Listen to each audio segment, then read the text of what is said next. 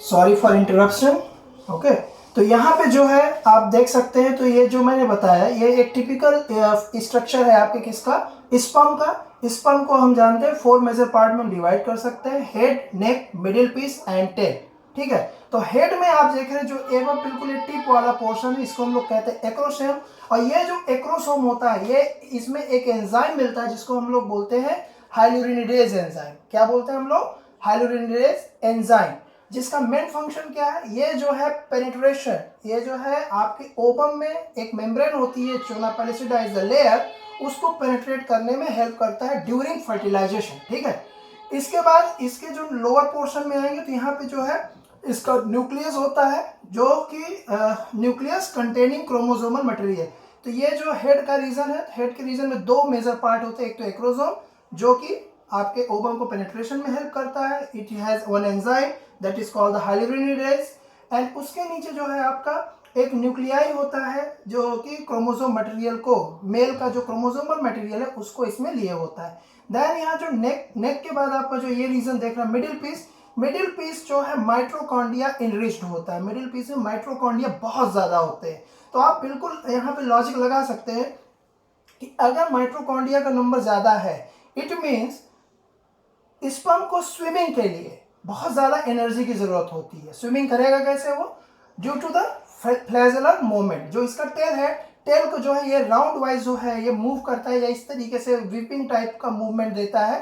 ठीक है, तो ये जो मूवमेंट होता है, इस मूवमेंट को कराने के लिए इसको बहुत ज्यादा एनर्जी की जरूरत होती है। ऑब्वियसली अगर एनर्जी की जरूरत होगी तो वहां पे पावर हाउस होना जरूरी है। यहाँ का पावर हाउस क्या, मिडिल पीस जो है, ये जो है इसमें बहुत सारे माइट्रोकॉन्ड्रिया इनरिच्ड होते हैं जो कि ड्यूरिंग द स्पर्म मोटिलिटी इसको एनर्जी प्रोवाइड कराते हैं। ठीक है, तो ये इस पार्ट को भी आप याद रखें। उसके बाद जो आपका टेल है, टेल आपका जो है जो इस स्पर्म्स को जो है स्विमिंग में ये हेल्प करता है। ठीक है, तो this is the typical structure of a mail sperm. ठीक है, जो कि इसके 4 पार्ट होते हैं, उनके जो है क्या क्या फंक्शन है। यहाँ पे याद करने लायक क्या पार्ट है कि मिडिल पीस, ये मिडिल पीस क्यों इंपॉर्टेंट है, और यहाँ पे जो है ये जो एक्रोसोम है, एक्रोसोम का क्या मेन फंक्शन है। ठीक है, तो ये तो रहा all about the structure of a typical sperm. अब हम यहाँ पे बात अब शुरू करेंगे, थोड़ा सा गैमेटोजेनेसिस के प्रोसेस शुरू करेंगे, और वहां पे हम पढ़ेंगे स्पर्मेटोजेनेसिस। टुडे जो आज का फोकस है वो हमारा क्या है, स्पर्मेटोजेनेसिस। चलिए, तो जब हम गैमेटोजेनेसिस की बात करें तो किसे हम कहेंगे गैमेटोजेनेसिस, गैमेटोजेनेसिस। ठीक है, तो जो गैमेटोजेनेसिस है ये है the process of formation of male and female gamete, the process of formation of male and female gametes. ठीक है, male and female gametes in testis and ovary respectively is called the gametogenesis. तो हम जानते हैं gametogenesis की site क्या है। अगर यहाँ गैमेटोजेनेसिस को हम डिवाइड करें तो 2 मेजर पोर्शन में हम डिवाइड कर सकते हैं।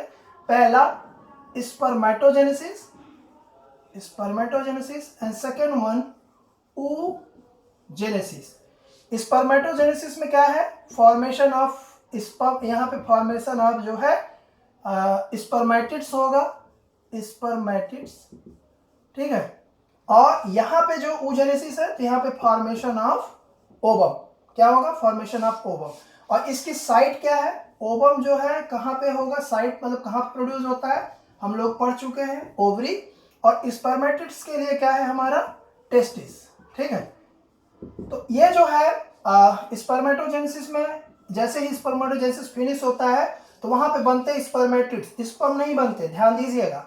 फिर जो ये स्पर्मेटिड्स है ये स्पर्म में डेवलप होते हैं। किस में डेवलप होते हैं, स्पर्म में। यहां से यहां तक स्पर्मेटिड से स्पर्म के डेवलप होने की प्रोसेस को, ठीक है, स्पर्मियोजेनेसिस कहते हैं, स्पर्मियोजेनेसिस। देखिएगा ये कभी कभी डिफरेंस में पूछता है, बहुत सिंपल सा डिफरेंस है, स्पर्मेटोजेनेसिस, स्पर्मियोजेनेसिस, लेकिन दोनों अलग हैं, ध्यान दीजिएगा।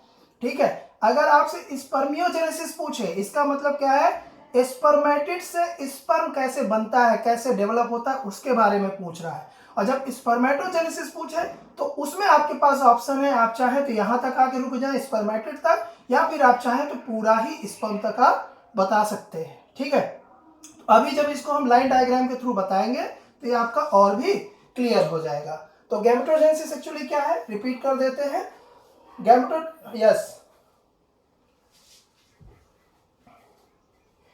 है डिफरेंस, अभी इसको जब हम पूरा अभी एक्सप्लेन करेंगे देन आपको बताते हैं। ठीक है, तो क्लियर हो जाएगा अपने आप। फिर भी अगर क्वेरी रह जाती है तो you can ask and I will discuss. Okay, चलिए अभी पहुंच रहे वहीं पे। तो यहाँ पे जैसे है हमने क्या किया, गैमेटोजेनेसिस कराया, स्पर्मेटोजेनेसिस, स्पर्मेटिड्स बन गया, एंड देन यहाँ पे क्या हुआ, स्पर्म का फॉर्मेशन।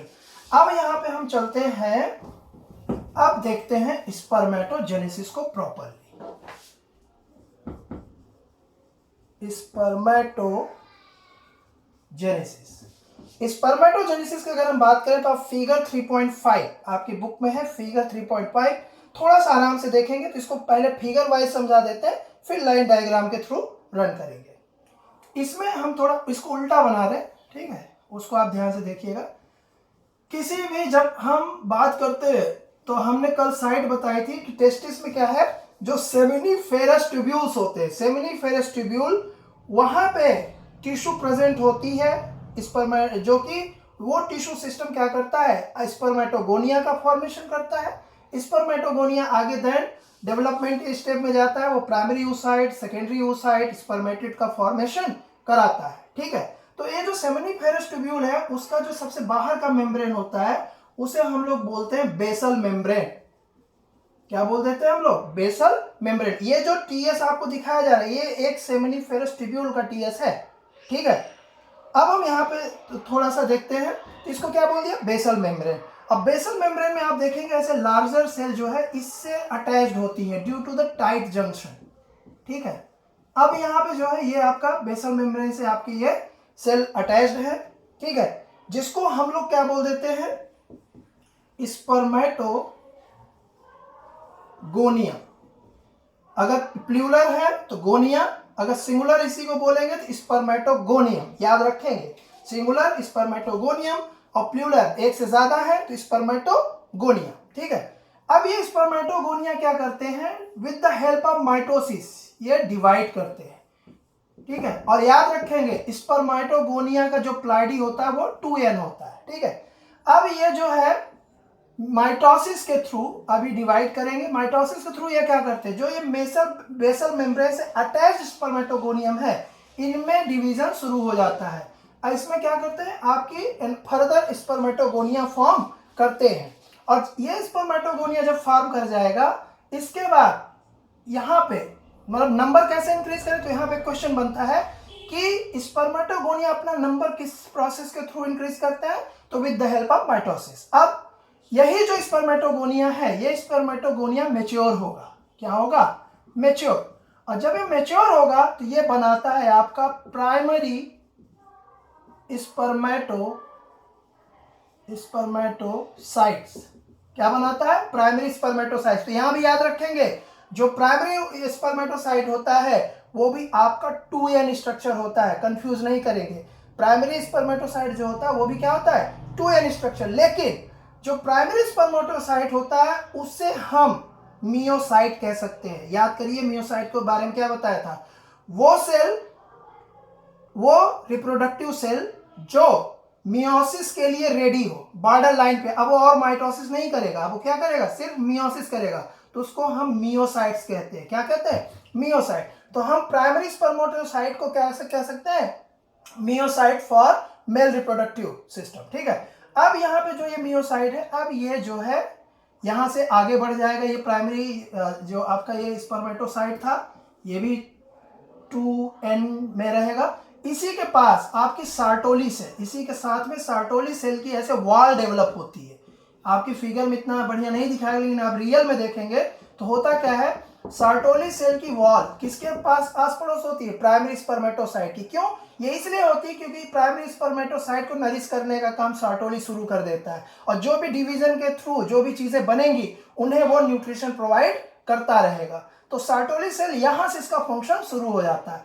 अब ये जो है मियोसिस फर्स्ट के थ्रू जो है वो डिवाइड करेगा और डिवाइड करके 2 हैप्लॉइड सेल बनाएगा, 2 हैप्लॉइड, जिसको हम लोग सेकेंडरी स्पर्मेटोसाइट कहते हैं। क्या कहते हैं? Secondary spermatocyte. तो याद रखिएगा, जो प्राइमरी स्पर्मेटोसाइट होता है वो हैप्लॉइड होता है और जो सेकेंडरी वो डिप्लॉइड होता है, और जो सेकेंडरी स्पर्मेटोसाइट है वो आपका हैप्लॉइड होता है। ठीक है, फिर यहाँ पे मियोसिस सेकेंड होगा, मियोसिस सेकेंड, और मियोसिस सेकेंड के बाद जो ये आपके प्राइमरी स्पर्मेटोसाइट है ये जो है स्पर्मेटिड्स में डेवलप हो जाते हैं। किसमें? Spermatids, spermatid. ठीक है, अब ये 4 हैप्लॉइड स्पर्मेटिड आपके बन गए। तो यहां तक की प्रोसेस, मतलब स्पर्मेटोगोनिया से लेके स्पर्मेटिड तक का जो फॉर्मेशन है उसको हम स्पर्मेटोजेनेसिस कहते हैं। क्या कहते हैं? स्पर्मेटोजेनेसिस। अब ये जो आपका स्पर्मेटिड है, ये स्पर्मेटिड मैच्योर होगा, मैच्योर होके जो है अपना स्ट्रक्चर चेंज करेगा और ये स्पर्म बनाएगा। क्या बनाएगा? स्पर्मेटिड जो है किस में डेवलप होगा? स्पर्म में। स्पर्मेटिड से स्पर्म तक का जो फॉर्मेशन होता है उसे हम स्पर्मियोजेनेसिस कहते हैं। क्या कहते हैं? स्पर्मियोजेनेसिस। अब इसी को हम लाइन डायग्राम से बड़े आराम से समझेंगे। ठीक है, तो स्पर्मेटिड के बाद आपका स्पर्मेटोजोआ, जिसको हम एक स्पर्म कहते हैं। क्या कह देते हैं? स्पर्म।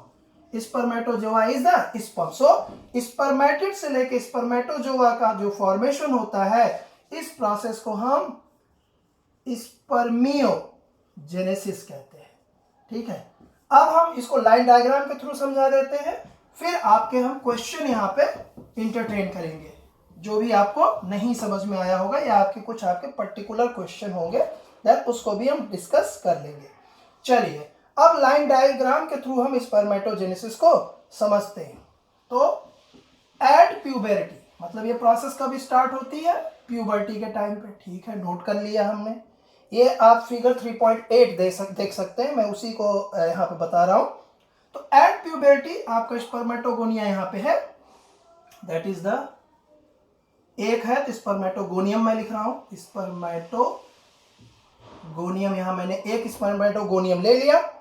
अब ये क्या कर रहा है? पहले अपना नंबर इंक्रीज कर रहा है। क्या इंक्रीज कर रहा है?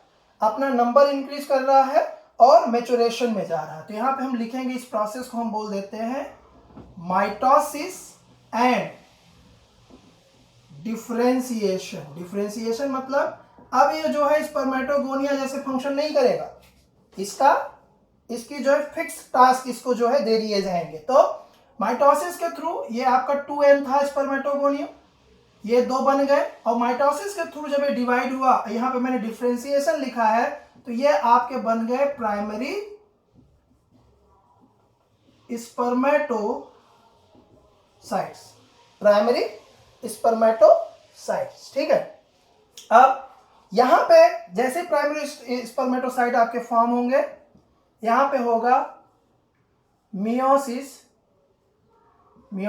फर्स्ट जैसे होगा। ठीक है, तो यहां पे हम एक को ले रहे हैं, इसको अब यहां पे छोड़ दे रहे हैं। ये जैसे ही आपका प्राइमरी स्पर्मेटोसाइट मियोसिस में जाएगा, ये बनाएगा 2, कैसे? 2 एंड एन, इसको हम लोग बोलते हैं सेकेंडरी स्पर्मेटोसाइट्स। ठीक है, ये तो सेकेंडरी बन गया। अब यहां पे जो सेकेंडरी आपका है, इसमें होगा आपका मियोसिस सेकेंड।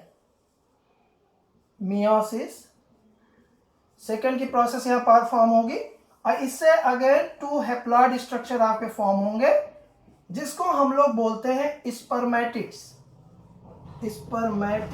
ठीक है, तो यहां से यहां तक की जो प्रोसेस है इसको हम बोलते हैं स्पर्मेटोजेनेसिस। क्यों? जो भी हैप्लॉइड स्ट्रक्चर बनना था वो बन गया है, लेकिन स्पर्मेटिड से जो स्पर्मेटोजोआ बनते थे, स्पर्मेटिड जो है यहां पे डिफरेंशिएशन होगा, इसका ग्रोथ एंड डिफरेंशिएशन। ठीक है, डिफरेंशिएशन, ठीक है, ग्रोथ एंड डिफरेंशिएशन होगा, और इसके थ्रू यहां पे आपका जो है प्रॉपर जो एक स्पर्म होता है, उस स्पर्म का फॉर्मेशन हो जाएगा, जिसको हम स्पर्मेटोजोआ कहते हैं। स्पर्मेटोजोआ कहिए या इसी को आप स्पर्म कह सकते हैं। ठीक है, तो यहाँ पे जो ये मैं प्रोसेस बता रहा हूँ, जो स्पर्मेटिड है, स्पर्मेटिड डिफरेंशिएट होता है, एक राउंडेड सेल स्ट्रक्चर होता है स्पर्मेटिड, जो आगे चल के सार्टोली सेल से अटैच होके इसको डेवलप, ये जो है ग्रोथ करता है, और ग्रोथ करके ये जो है एक डिफरेंट पार्ट बनाता है, head, neck, middle piece and tail में पूरा डेवलप करता है और एक मैच्योर स्पर्मेटोजोआ का फॉर्मेशन करता है। तो स्पर्मेटिड से जो स्पर्मेटोजोआ का फॉर्मेशन है उसको हम स्पर्मियोजेनेसिस कहते हैं। क्या कहते हैं? स्पर्मियोजेनेसिस। अब यहाँ पे थोड़ा सा देख लेते हैं कि हार्मोन का कंट्रोल क्या है, हार्मोन कैसे इस स्पर्मियोजेनेसिस को प्रमोट करता है। ठीक है, तो अब यहाँ पे जो नेक्स्ट हेडिंग इसकी बनेगी आपकी hormonal control on spermatogenesis. Hormonal, 1 minute, hormonal control on spermatogenesis. ठीक है, तो कैसे जो है हार्मोन सीक्रेट होते हैं, कैसे ये प्रोसेस इनिशिएट होती है, उसके बारे में हम थोड़ा सा यहाँ पे देख लेंगे। तो हार्मोनल कंट्रोल ऑन स्पर्मेटोजेनेसिस। ठीक है, तो हार्मोनल कंट्रोल की जब हम यहाँ पे बात करेंगे, ठीक है, हार्मोनल कंट्रोल की जब हम बात करते हैं तो उसमें सबसे पहले स्टार्ट आपका जो होता है, ठीक है, वो हाइपोथैलेमस से होता है। कहाँ से? हाइपोथैलेमस। आप जानते हैं ये one type kind of endocrine gland है। ठीक है, हाइपोथैलेमस। तो हाइपोथैलेमस क्या करता है? GnRH हार्मोन सिक्रीट करता है। GnRH का फुल फॉर्म क्या है? Gonadotropin releasing hormone. इसका क्या नाम है? Gonadotropin releasing hormone. ठीक है, तो हाइपोथैलेमस सबसे पहले जैसे ही एट प्यूबर्टी पे पर्सन पहुंचता है, हाइपोथैलेमस जो है इसका सिक्रेशन स्टार्ट कर देता है। ठीक है, और ये है क्या आपका जो है, इस हार्मोन का फुल नेम क्या है? Gonadotropin releasing hormone. ठीक है, ओके। अब ये जो गोनाडोट्रोपिन रिलीजिंग हार्मोन है ये जाएगा एंटीरियर पिट्यूटरी के पास, एंटीरियर पिट्यूटरी ग्लैंड। ठीक है, ये भी एक टाइप का आपका जो है एंडोक्राइन ग्लैंड है जिसको हम मास्टर ग्लैंड भी कहते थे। तो ये जब GnRH एंटीरियर पिट्यूटरी के ऊपर जाएगा तो उसको स्टिमुलेट कराता है। स्टिमुलेट कराएगा फॉर व्हाट? 2 हार्मोन। कौन से? एक तो ल्यूटिनाइजिंग हार्मोन, ठीक है, जिसको हम लोग बोलते हैं LH, और दूसरा है फॉलिकुलर स्टिमुलेटिंग हार्मोन। ठीक है, फॉलिकुलर स्टिमुलेटिंग हार्मोन जिसको हम बोलते हैं FSH। क्या बोल देते हैं? FSH। सो जैसे ही गोनाडोट्रोपिन रिलीज होगा, कहां से? हाइपोथैलेमस से, वो एंटीरियर पिट्यूटरी ग्लैंड के ऊपर जाके एक्ट करेगा, उसको स्टिमुलेट करेगा। किसके लिए? For releasing luteinizing hormone as well as the follicular stimulating hormone. ठीक है, अब ये दोनों हार्मोन आपके रिलीज हो गए, अच्छी बात है। अब ये जो है ब्लड के थ्रू वहां से ट्रेवल होंगे। ट्रेवल होने के साथ जो ल्यूटिनाइजिंग हार्मोन है ये लेडिंग सेल पे, किस पे? आप जानते हैं 3 टाइप के सेल मिलते हैं सेमिनिफेरस ट्यूब्यूल में। तो लेडिंग सेल्स जो होती हैं, लेडिंग सेल्स के ऊपर ये जाके एक्ट करेगा और लेडिंग सेल को एंड्रोजन को प्रोड्यूस करने के लिए जो है स्टिमुलेट कराता है। ठीक है, तो जैसे ही आपकी जो है लेडिंग सेल जो है एंड्रोजन का स्टिमुलेशन करती है, तो एंड्रोजन इज द हार्मोन जो पूरा का पूरा स्पर्मेटोजेनेसिस को कंट्रोल करता है। क्या करता है? पूरे के पूरे स्पर्मेटोजेनेसिस को कंट्रोल करता है। ठीक है, उसके बाद आपका जो है FSH जाके सार्टोली सेल पे वर्क करता है। किसके ऊपर? सार्टोली सेल। ये 2 ही सेल आपके अंदर पाई जाती हैं अपार्ट फ्रॉम स्पर्मेटोगोनियम। ठीक है, तो ये जो है सार्टोली सेल पे जब जाके ये एक्ट करेंगी तो सार्टोली सेल जो है वो क्या करता है? बहुत सारे फैक्टर्स को सिक्रीट करता है जो स्पर्मियोजेनेसिस, किसको? स्पर्मेटो नहीं, स्पर्मियोजेनेसिस को प्रमोट करता है। क्या करता है? प्रमोट। तो आप अब यहां देख पा रहे हैं कि एंड्रोजन क्या कर रहा है? एंड्रोजन स्पर्मेटोजेनेसिस को कंट्रोल कर रहा है, और ये जो FSH जा रहा है सार्टोली सेल के थ्रू बहुत सारे केमिकल फैक्टर रिलीज करवाता है जिसके थ्रू स्पर्मियोजेनेसिस, मतलब स्पर्मेटिड को कैसे स्पर्म में डिफ्रेंशिएट होना है, कैसे ग्रो करना है, उसकी कंट्रोलिंग आपका जो एफएसएच है वो सर्टोली सेल के थ्रू करता है। तो ये जो है हार्मोनल पाथवे है आपके स्पर्मेटोजेनेसिस का, कि कहाँ से इसकी स्टार्ट होती है और किस तरीके से अंत तक आपकी स्पर्मेटोजेनेसिस और स्पर्मियोजेनेसिस को कंट्रोल किया जाता है। ठीक है, तो this is that's all for the spermatogenesis. And spermatogenesis में स्पर्म का स्ट्रक्चर, और उसके साथ साथ जो है हमने यहाँ पे देख लिया कि जो हार्मोनल कंट्रोल या हार्मोनल फैक्टर कैसे यहाँ इस प्रोसेस में हेल्प करते हैं। ठीक है, नाउ द टाइम फॉर